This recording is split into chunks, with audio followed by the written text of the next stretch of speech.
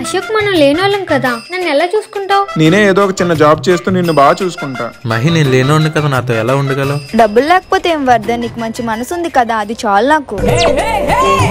లేనోడా నాకు రీఛార్జ్ చేయవా? నీతో మాట్లాడడానికి చాలా ఇబ్బందిగా ఉంది. మిస్డ్ కాల్ ఇవ్వు, నేనే ఫోన్ చేస్తా. ఎందుకంటే రీఛార్జ్ చేయడానికి నా దగ్గర డబ్బులు లేవు. ఏమైంది రమ్య?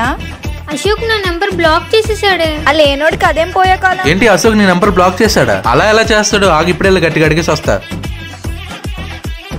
రే 1 నిమిట్ బేబీ.